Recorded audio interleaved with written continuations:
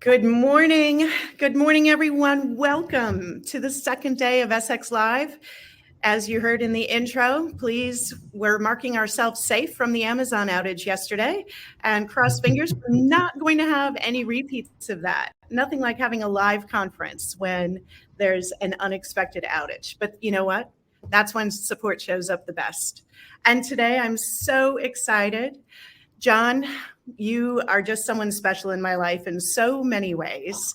And I have the pleasure. I don't think I've ever really been able to introduce you and all that you've done in this industry. So I'm really excited to see you and share with the audience who may not know you. I think the chances of that are very slim. Distinguished researcher and vice president with TSIA. I believe it's vice president of the technology ecosystem.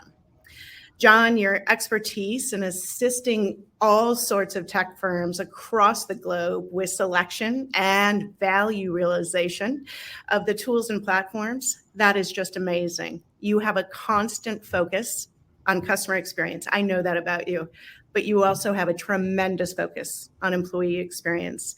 Some of your best work that I admire is because of your employee experience and everything you've done there. You have the title of Distinguished Researcher with TSIA, which means that you have written over 250 research articles. You've answered over 3,000 member inquiries. I used to do that with you, John, and I know how intense that work is. And doing that 3,000 times is amazing. Everything that you've done for this industry, thank you for making time to be with us and be one of our keynote speakers for today, John. I admire you, I respect you, and I can't wait to hear what you're going to share. Well, Judy, I can't think of anyone I would rather have introduce me. And it's interesting, I didn't know you were going to introduce me, and you come up a few times in my presentation. So yeah, so it's very contextual. But it's a thrill to be back at SX Live. I had such a great time last year. And just looking at who is presenting at this event, it's really the who's who of the service industry, the success industry, people like Marlene Summers and Marilyn Lynn and Patrick Martin and Mohammed Ajouz. These are people I really look up to. So thrilled to be sharing the stage with so many. And thanks to everybody out there for joining us. So I wanted to talk today about why it's so important for customer success and technical support to be working together. And this was a big theme at our recent conference a month ago in Orlando. And the bottom line is, in a subscription economy with the huge focus on annual recurring revenue, or ARR, you have got to have collaboration between these two teams. And success may be getting a lot of visibility for owning ARR, but as we're going to see, support is really enabling that success. And I think that the companies that are not collaborating as much as they should are probably struggling with some of those churn numbers and those expansion numbers. So as I was thinking about this presentation, I kept thinking maybe I should do kind of a timeline, and I could spend an hour on this slide alone, but I promise I won't. But the point is, in the early days of customer success, support and success were really very tightly joined. And I think we can really look at the beginning of customer success in 2009 when Gainsight was founded. They were originally just an app on the Salesforce App Exchange. By 2013, they had grown to the point that they held their first Pulse conference, the first conference just for customer success. And that was the same year that we launched our customer success research practice. And Judy actually launched that practice. She was the vice president over support research. And we saw that in the early days, a lot of success organizations were kind of spun out of support. It was a lot of support technicians that were doing the work in the early days of success. And in 2014, we launched our first technology survey for success, and we started seeing a lot of interest in some emerging tools. At that time, only 13% of companies had any technology for automating renewals. Now, if we jump to 2017, at this point, 40% of B2B companies had a CS organization. And in my opinion, this was about the time that we started seeing the real separation between support and success. And success was getting a lot of visibility. They were being viewed as very strategic. They were getting much bigger budgets. They started investing in a lot of technology and becoming a technology silo separate from support. And I think that for many companies, we saw that that growing budget was sort of creating a little monster sometimes. They were kind of building an empire for success, and they were walling themselves off from other organizations. If we fast forward to 2021, at this point, 40% of tech companies had a CCO. So that, I think that was even giving more power and influence to the success organization. And at that point, over half of companies had a customer success platform, Gainsight or Tatango or Churn Zero. There are a lot of them today. And then in 2022 was really a zenith that we saw the average year-over-year budget increase for customer success hit an all-time high of 37%. They were growing faster than marketing or sales or product.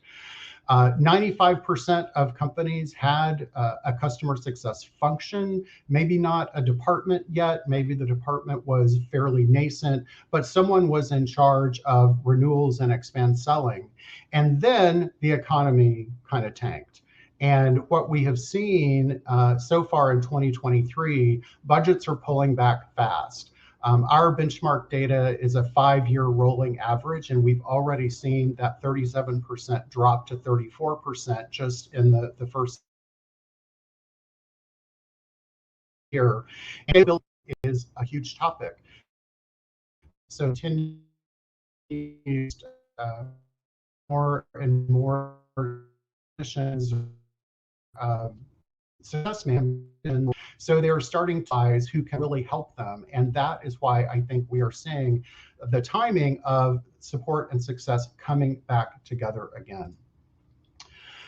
So if we look at what success is responsible for, there are 3 primary charters. 91% of success organizations have a charter of adoption, and that means they are doing the onboarding of customers. They're making sure customers are rapidly using the technology they purchased, because if they're using it, they're getting value from it.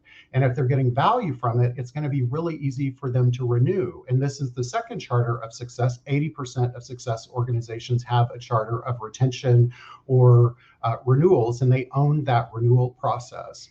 And the third charter is expansion, which is upsell, cross-sell, expand selling. And this was not necessarily something that was really in the genre of success, but in the last 2 years, we've seen the percentage of success organizations having a charter of expansion grow from 47% to 62%.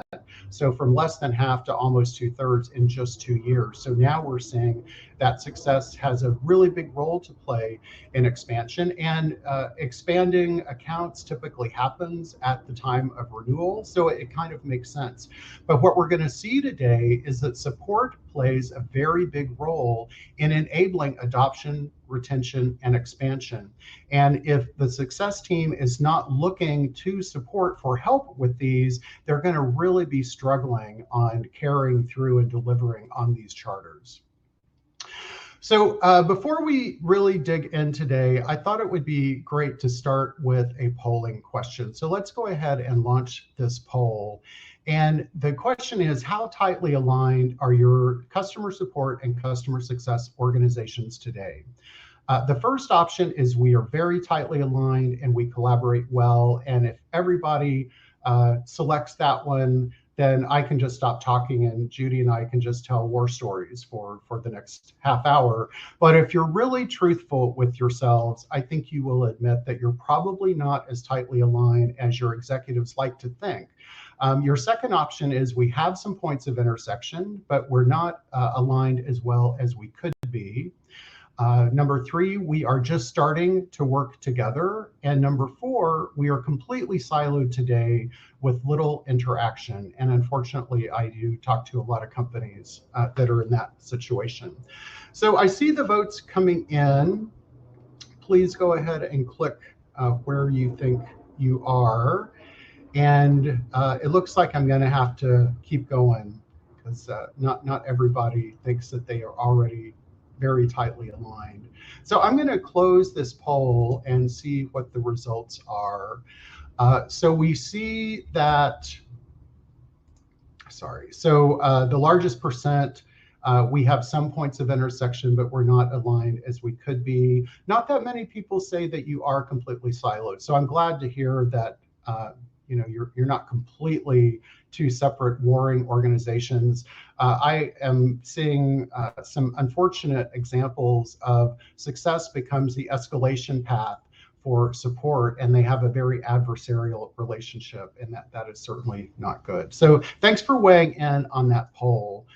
So what I'm going to be talking about today are 4 drivers for increasing the collaboration with support and success. And as I said, we're going to see that support is really enabling adoption, retention, and expansion. So let's dive right in to the very first driver, and that is that the support experience drives renewals. And for those of you who have attended a webinar with myself and Support Logic over the last couple of years, this is something that we have talked about a lot. And if you're not familiar with TSIA, we're a research and data firm, and the core value to our clients is benchmarking. So clients will give us hundreds of metrics, operational data, financial data, qualitative data, as well as information on organizational structures and their processes. And when you go through benchmarking, we show exactly how your operation is looking compared to the industry averages, as well as your very specific peer group, in other words, your competitors. And we identify where you need to improve, and we do that by correlating practices and results. So if you've got some metrics that you are trying to move, we can very detailed list of what you need to do to get there. And that is by looking at companies that are doing exceptionally well in that area and what is unique about their processes, their organization, their approach to whatever it is they're doing, and we can pass that advice along to you. And by doing all this correlation, one of the things we have found is there is an absolute one-to-one relationship between satisfaction with support and contract renewals. 100% of the time, the companies with the highest support satisfaction have the highest renewals. The companies with the lowest support satisfaction have the lowest renewals. There are a lot of other correlations, for example, lower resolution time, but lower resolution time is definitely going to drive your satisfaction score. So we know that the support experience has a huge impact on renewals. And if your success organization isn't realizing this, you're going to have to help them make that connection. because they can be your very best advocates. Another correlation that's worth sharing is customer effort scores. I'm sure you're familiar with customer effort score. It's the question that you ask when you're closing a support case that says, how easy was it to solve my problem? And this was another metric that Judy introduced when she was at TSIA and really championed this. Now more than half of companies are tracking customer effort score. If you're not, I would really look into it, because we are seeing that eliminating high effort for customers is a major driver of satisfaction, renewals, and in this case, net promoter scores. Now, I may not be the biggest fan of NPS, and that's a topic for another presentation, but I know that more than half of success organizations own the reference program. And if you're looking for referenceable customers, NPS scores is a really good place to look. And this data is showing that the companies with the highest customer effort scores also have by far the highest net promoter scores. And as you can see, a pretty significant difference between the pace setters and the people with the really low customer effort scores. So if you are really dragging your customers through the class to solve problems, ultimately they're not going to promote you. So this is yet another correlation to help show that anything that support is doing is really critical to the long-term value of that account. And the challenge here is we've got to get a lot better at doing this correlation. And it's one thing for me to stand up here and give you data correlations from industry data, but you have got to do this correlation on your own. And that means you know what the positive and negative variables are in the support experience. On the positive side, you've got indicators like CSAT scores, net promoter scores, low customer effort, high first contact resolution. We know that these are very positive things. And you've got these negative variables, escalations, missed SLAs. Yeah, I feel sorry for Amazon. Must have been a rough day for their tech support organization yesterday.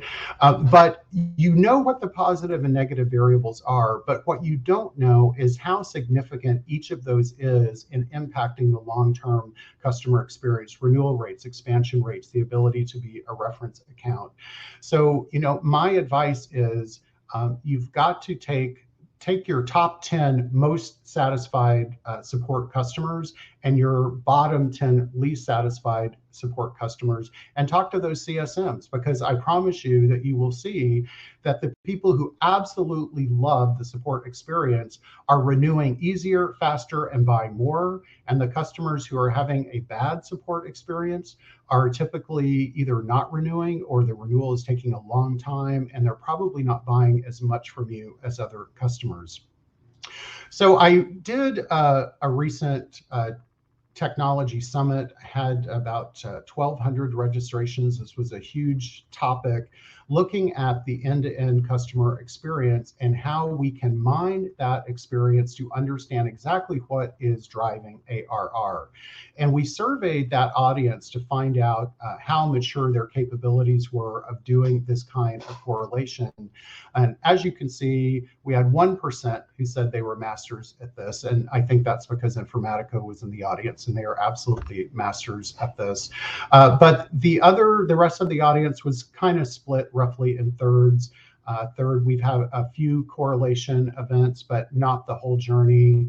We're working on this, but nothing is finalized, and those that haven't even started it yet. So, I know that support is usually not at the top of the list to get the data science resources that your company has. Are probably all tied up in sales and marketing.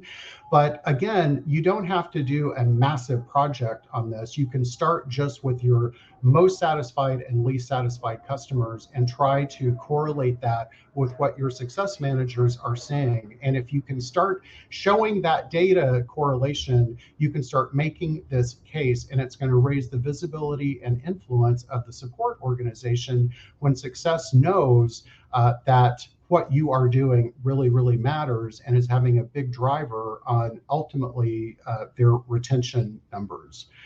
And when we're on kind of this point, and what success should be relying on from support, it brings us to the next topic, which is very closely related, and that is customer health scores for success is just a huge topic.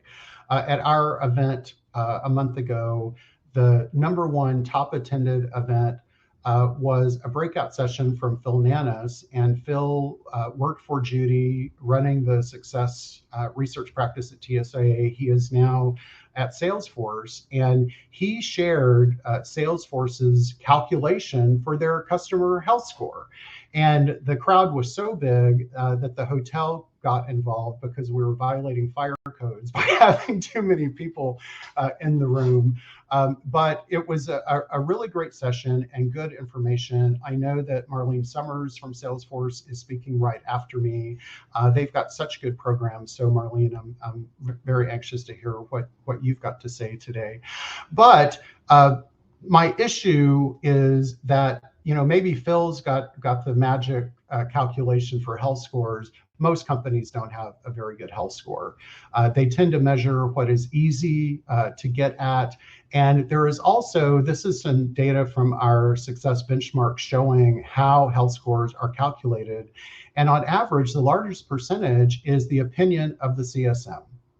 And while you may think, well, they're talking to the accounts, they should know, I'm a little more cautious than that. And the fact that CSMs have incentives on how many of their accounts are red, yellow, and green, if my opinion is going to drive how many red accounts I have, and I'm incented on how many green accounts I have, you better believe I'm going to push a few more of my accounts into green, so I'm getting a bigger bonus. And little things like that mean that ultimately your health score is probably not that accurate.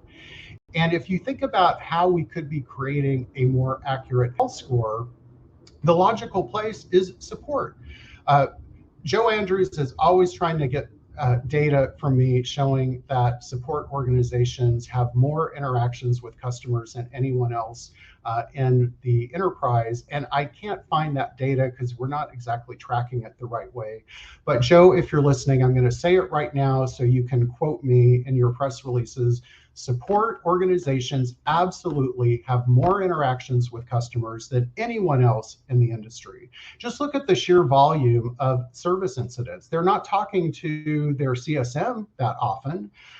So I think it is absolutely fair to say that when you're looking for all the information about the experience that a customer is having post go live, it's absolutely in support. We've got all of these cases, and think about the amount of information in these cases of the ingredients of a good and a bad experience, as well as CSAT scores. Plus, you've just got all these conversations, things that they're saying on the phone or email or chat or WhatsApp.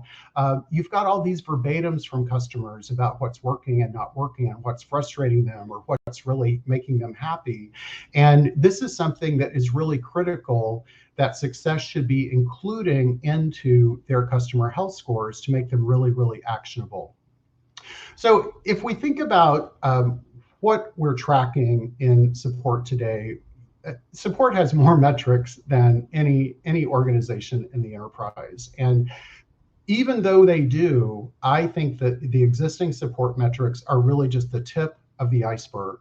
And if you think about all of the other information that's going on in support, all of those conversations on the phone, which now it's really a trivial task to transcribe all of that into a case. There's really inexpensive technology today to automatically capture every conversation, capturing all those email conversations that may not be going into cases. I would say probably 5 to 10% of what is really being talked about with customers makes it into a case. So think about all of this other information. And I usually have to explain this a lot more, but this audience, a lot of you are Support Logic customers, or you're familiar with what Support Logic does.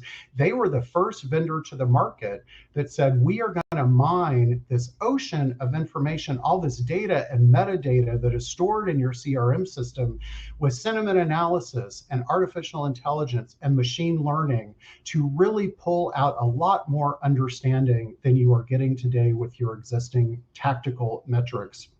So I think that if you take advantage of technology like that, you're going to find that out of the box, Support Logic is going to give you customer health scores, and it's going to happen really, really quickly within a few weeks of implementation.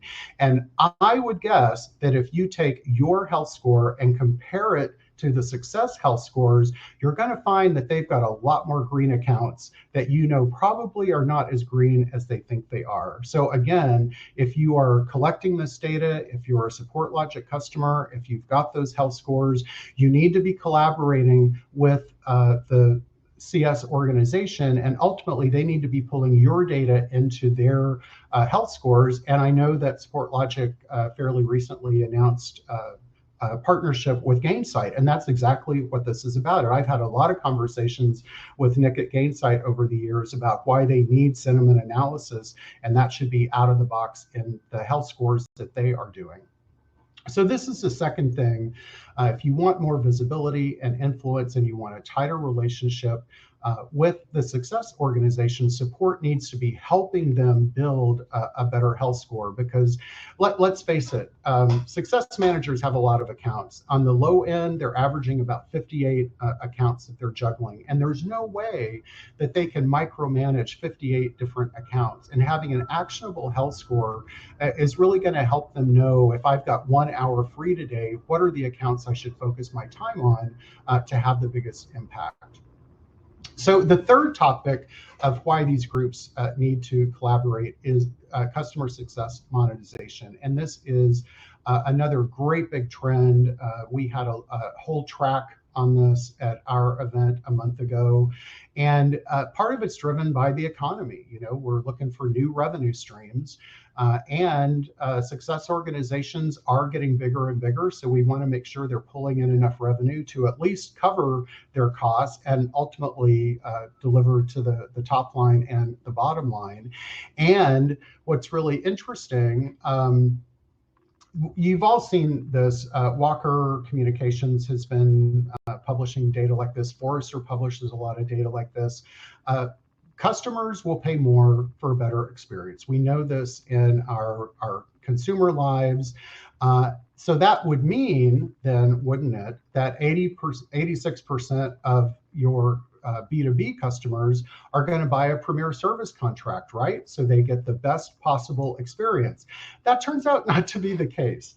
54% of B2B customers are on a standard contract, 26% on the very basic contract, only 16% are in a premium contract.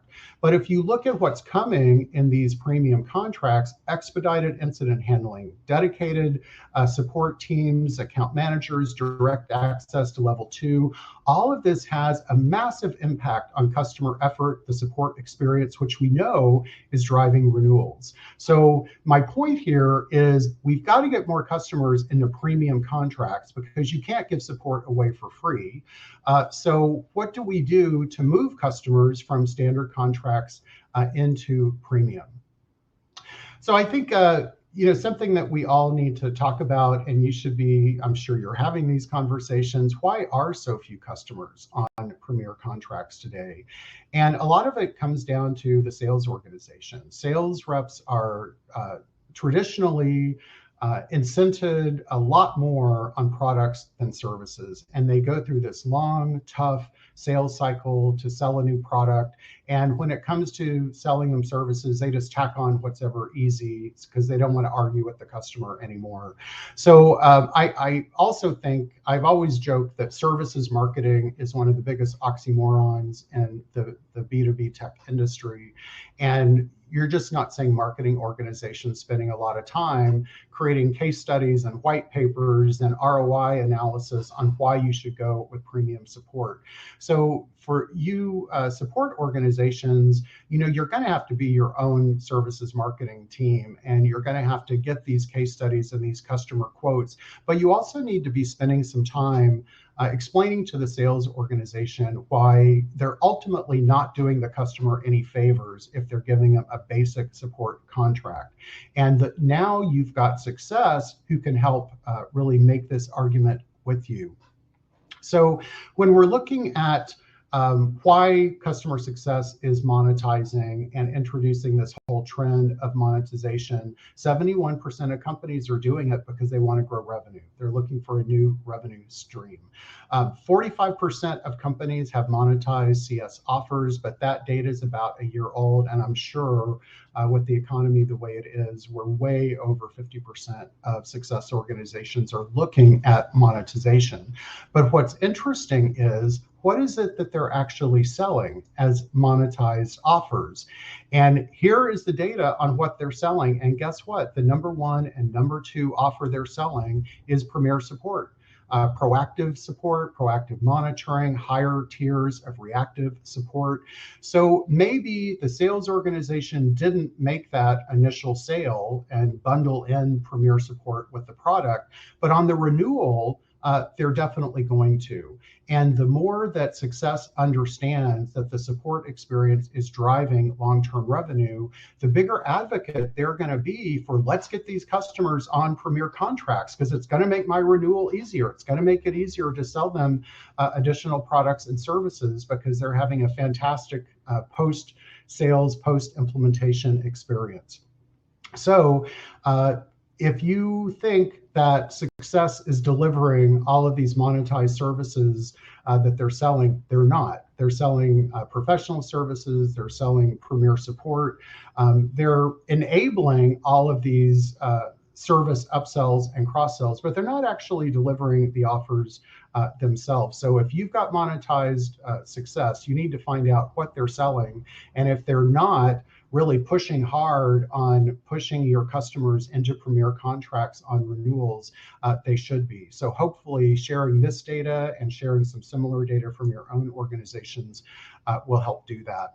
The final point I wanted to make on this monetization is the upsell, cross-sell component of what success is doing. And at TSIA, we talk about data-driven selling. Years ago, our CEO, JB Wood, got up at one of the first TSIA events I went to and said, we've got to get over the idea that support can't sell. Well, let me tell you, I got over that idea a long time ago. I sat in on many of Judy's advisory board meetings where her advisory board said, stop telling us to sell. That's not what we want to do. It's a cultural issue. We don't want to be selling products and support. But you can absolutely be enabling selling, because think about all those knowledge-based articles you have, that if you're a hardware company and you've got customers that are hitting, maximum capacity, or maybe they're running out of software licenses and they're calling to help you. They want some help clearing out old licenses to free some up. Maybe they're struggling to build a dashboard and they need someone to build a custom dashboard for them. All of these are potential upsell, cross-sell offers. And if you can identify which knowledge-based articles conceivably have an upsell offer linked to them, every time a customer gets tagged to one of those in a support case, you can automatically send that over to the expansion team, whether that's success or sales still owns expansion. So you can be a driver of expand selling without having to get your hands dirty doing the actual selling. And only 32% of companies are doing this today. And again, if you think about the sheer volume of conversations you're having, you have more data on what customers need from additional products and services than anyone else in the organization. So you need to be mining this data. Sentiment analysis, some textual analysis is really going to help automate that. And you will be seen as a revenue driver of the company. And our final reason that support and success need to work closely together is about onboarding. So I mentioned that success now owns onboarding. That means training customers. We've got so much data on this. It's a really fascinating topic. In the old on-premise days, it was kind of one size fits all training. But today it is very segmented, very personalized. And our data shows that the more work you do to personalize the learning path for each individual customer, the higher their value and the higher their renewals, because every single person at your account may do something different with your product depending on their role, their personal MBOs, what department they're in. So you can't onboard everyone the same. But what we're finding is, technology products keep getting more and more complex. And this is a common theme from TSIA. The first book our executives published was Complexity Avalanche. And this data from our support benchmark shows back in 2003, only 42% of companies said their products were highly complex. And fast forward to 2022, 76% of companies say that their products are highly complex. And our membership isn't that dynamic. So a lot of these are the very same companies that are just seeing their products grow more and more complex. And as a result, when we look at why people are calling support, this is, as of last year, 36% of support incidents are customers saying they don't know how to use the product. They either need help doing something, they need you to explain what a process flow is, they don't know how to build a report. And support is really becoming the new training center. And that is not your job to train customers on how to use the product. That is up to your customer learning organization and the success team that is onboarding them. So what you need to think about is, I know support people love deflection. So how do we deflect that 36%? It's not necessarily about self-service. It's how do we identify the specific features or the specific capabilities or modules that customers are struggling with, and you have all of that data from this 36% of cases, you can start channeling that to the success organization and to the learning organization. Maybe there's not any learning content around this. Maybe it's not being added as a priority when we're onboarding customers. But if you can share this data and say, we're not taking these calls anymore, you have got to train people on these parts of the product, because we are not the training center for the organization. So, I mean, think how amazing it would be to get rid of 36% of your incidents because they've been onboarded and trained to do these things that they're calling you and struggling to do. So I did a webinar with Maria Manning Chapman earlier this year. She runs our education services group. And this was one of our topics, is how the learning organization needs to be getting data from the support organization. So we surveyed, does your learning organization, education organization get a top 10 how-to question list from support on a regular basis so they know what content they should be creating and prioritizing? And 58% get nothing from support. So this is on you guys, on the support organization. You have got to advocate for yourself. So if you are getting a lot of how-to calls, you have got to have data on this, specifically, what features or capabilities in the product people are struggling with. And you can even put a price on that. You can say, this is how much it is costing us to answer questions on this specific product feature, and you have got to build better content on this, and you have got to put this into onboarding so that customers don't keep calling us to train them on the product. So this is a way that not only are you helping customers more rapidly adopt and get value from the products, which 91% of success organizations have a charter of adoption, you're also hopefully going to deflect a lot of the calls you're getting today. So it's really a win-win-win situation. It's a win for support, it's a win for success, it's a win for the customer because they automatically know how to use the product and ultimately renew and buy more from you in the longer term. So some final recommendations. If you don't have a tight relationship between support and success, and I saw from that data that a lot of you don't, your departmental executives need to involve the CCO. Hopefully you have a CCO. This should be the charter of the CCO to make sure that every touch point of the customer is tightly aligned and collaborating. If you don't have a CCO, I would talk to the CRO, because the CRO is responsible for annual recurring revenue, and you can show how you are going to help improve that ARR, but only if support and success are working together. I'm really going to challenge you on this correlation of the data. You may not own all that ARR data, but you own all the data on the support experience. And you've got to start doing some correlations to show how the support experience is driving renewals and expand selling. And if you can just take a handful of accounts and a few metrics like CSAT and effort scores, I think you can probably build that case. And once you have established your influence over ARR, it's going to be a lot easier to start sharing budget and definitely getting more visibility and influence for support. Leverage AI and sentiment analysis to better mine the customer experience and understand what those friction points are and how big a deal those friction points are. Not every negative experience necessarily is going to cost you long term. Not every positive experience is necessarily going to drive renewals. So you've got to do some really good correlation here to understand how big of a negative and positive impact these are, but it's also going to help you understand how to improve the experience. If you find out that a certain thing, a certain event has a huge impact on customers, you can make sure that never happens again. And similarly, if you find out what positive experience are really driving customer success, then you can make that a standard part of the support experience and make sure that every customer benefits from that. When we're thinking about moving from cost center to profit center, you've got to be your own services marketing. And I know there are a few big companies like Cisco that have amazing services marketing.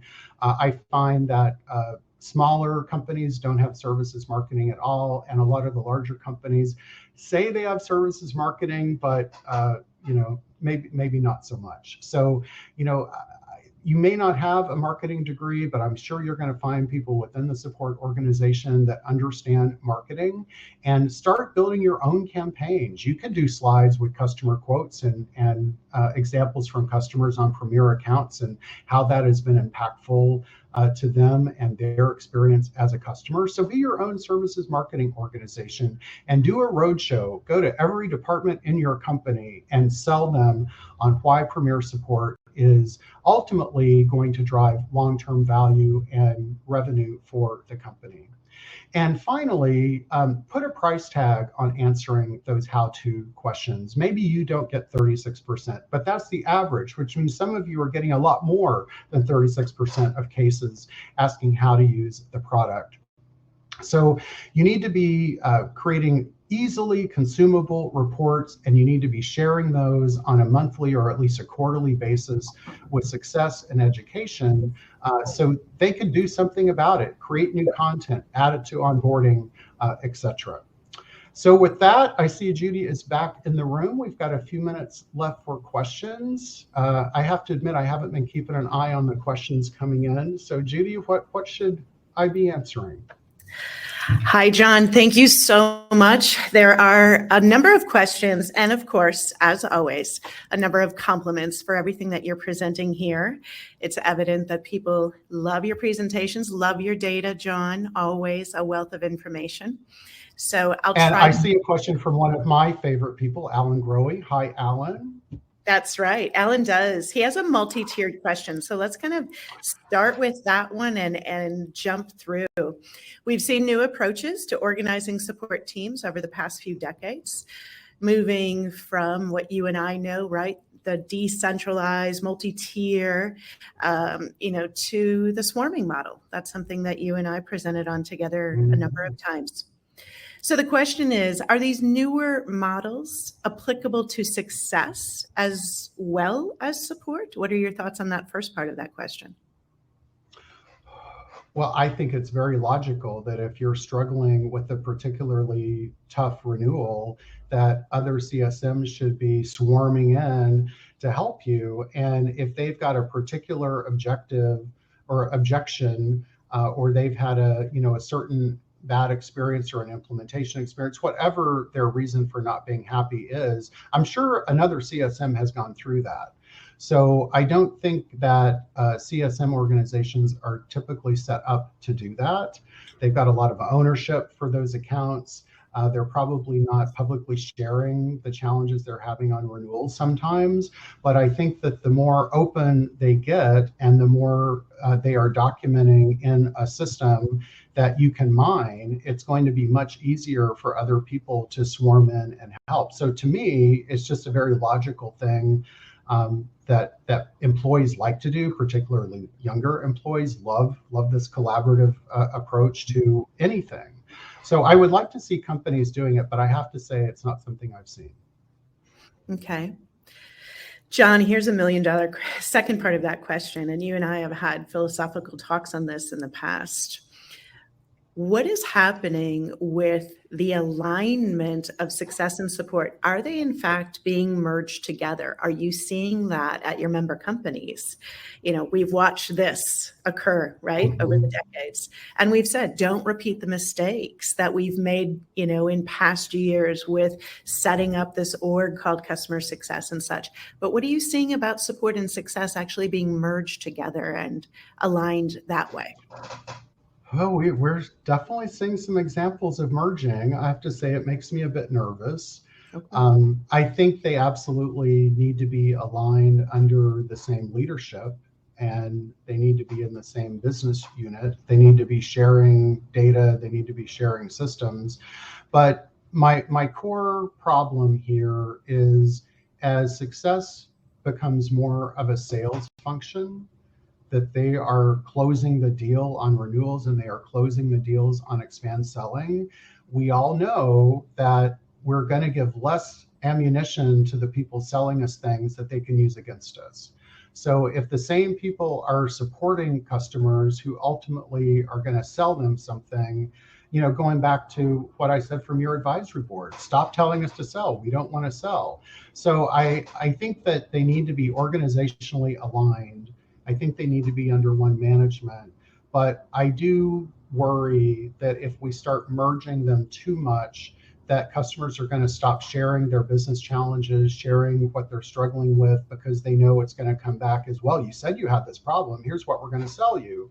I think that ultimately is going to be problematic. I also don't want to be the employee having to do that many skills, because it's kind of separate skills. So I do see it happening.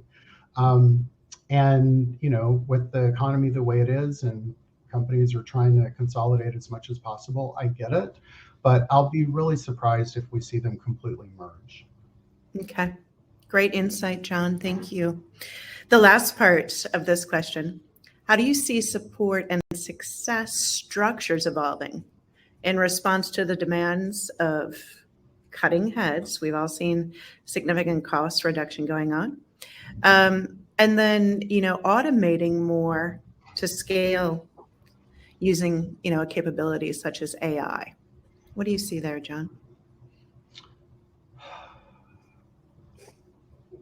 We had an argument about this about a month ago on a webinar. I'm not seeing layoffs impacting support and success. You said that there are some examples of that. I don't think they're the first ones on the chopping block. I do think that AI is a more interesting angle because, I was just doing a inquiry response with Dave Baca, talking to him this morning, and he's got one of our clients is using Microsoft Dynamics and asking about GPT. Well, now it's embedded in there because Microsoft's got the whole Bing thing, and they've got great videos showing how it's automatically building responses to customers in response to cases. So I do think that I'm not worried about AI eliminating jobs, and I think people who are saying that are scaremongers. I think it's what we've always said, that the role of AI is to remove the boring, repetitive tasks that make us crazy and open us up for more value-added work. So I think that there's absolutely going to be some scaling that's done. But if you look at the attrition rates of support and success, I don't think that means layoffs. I think it means if you have 30 people quit and go to your competitor, maybe you only need to replace 25 of them because AI is increasing productivity. And the other angle, which Maria is talking about like crazy, is upskilling. And you need to be identifying, if you've got a lot of level 1 agents that aren't doing a lot of value added work, you need to start upskilling them. So when AI starts to eat into what it is they're doing 8 hours a day, you can put them in a more highly skilled job. You don't want to lose these people. You've spent a lot of money recruiting them and training them, and they like your company and they like your customers. So let's find something more interesting for them to do. Love that answer, John. Agree with you completely. Agent experience here is very important, and let's get that mundane, repetitive work off of their shoulders once and for all. So here's a question from Jerry. Jerry and I were supposed to be on that panel together yesterday, and I couldn't be there. So Chris Warticki stepped in and did a great job. But Jerry asked, you suggest focusing on the top 10 and the bottom 10. And then you have this great 80 right there in the middle, for understanding your customers and their issues. Do you focus your corrective actions on the bottom 10, or should you go up into that 80 and spend some time there, John? Well, my point with the top 10 and bottom 10 is too many companies never end up doing this kind of correlation because they try to boil the ocean and it becomes such a big project that they just give up and do nothing. So I would say look at that top 10 and bottom 10, because you're going to see absolutely what is unique that is making them extremely happy and what is unique that's making them extremely unhappy. And you can eliminate that for 100% of your customers. And then once you've got that, definitely start moving in toward the middle. Longer term, using like technology like Support Logic, you're doing 100% of cases for 100% of customers. But if you've got to start, you've got to start with a small bite-sized project that you can do without a data scientist involved. So that's why I say, focus on the top and the bottom. But hopefully you're going to be so successful that you're going to get the funding and the resources and the technology to move forward and do it for the other 80%. Great. Thank you, John. Have a few more questions coming in. I'm in love with a couple of these. So the next one, what are the key metrics to start measuring the support experience? I think customer effort score is the single most important. I'm seeing more and more presentations from people about customer effort, and we're seeing customer effort measured in the sales process, the implementation process, the renewal process. So it's more than just support. But I think for me, it's really the single most important starting point, because once a customer has said it took a lot of effort, you got to schedule a 30-minute call with them. So tell me exactly what was bad about this experience. And I think that the more you do on that, you're going to get a lot more valid information instead of, we all assume we know, and we're wrong a lot of the time. So getting that real input from customers, I think that if you can start getting the ingredients of what is driving effort and driving satisfaction, you're going to identify what those metrics are. Because if they're saying, I got escalated to 3 different people, I had to tell my story 3 different times, or your website was so impossible to navigate, I think then you will start saying maybe we should start surveying more on website usability or escalation experience. So I think that will uncover what the next tier of metrics will be. Perfect.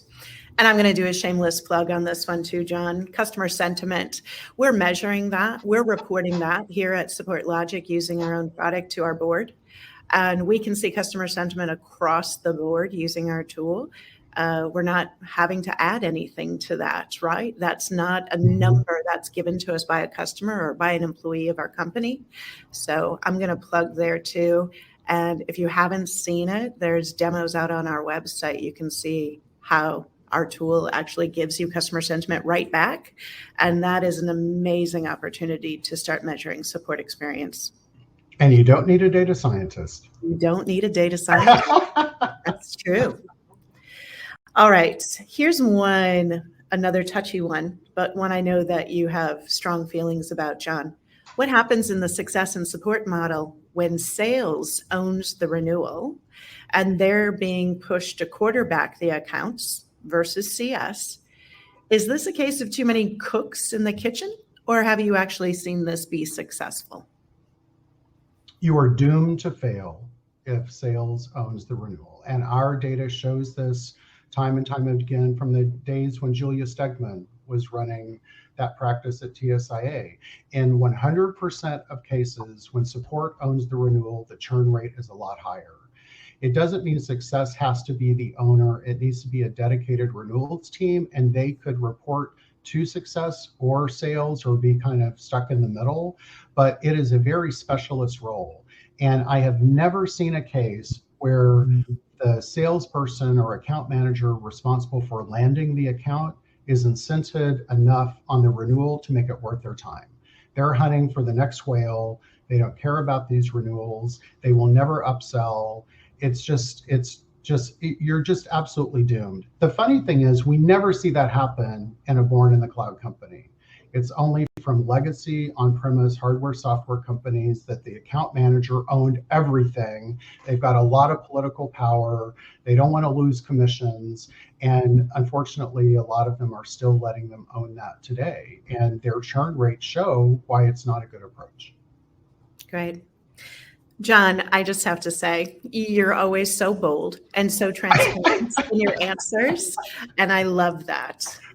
So I think we have time. I'm going to try to sneak one more in before we say goodbye to you. I know we're transitioning to Marlene and Joe doing a session together. Looking forward to that. But So John, that's great. So let's go with one last. Our continued challenge over the past few years has been trying to redirect our customers to reach out to support rather than success for their support needs. We all have the mentality of wanting to help our customers. We have a hard time saying no or redirecting. We want our success team to focus more on member engagement, EBRs, renewals, get them out of answering. Have you experienced this challenge, or do you have any tips on how we can move in the right direction? And there it is.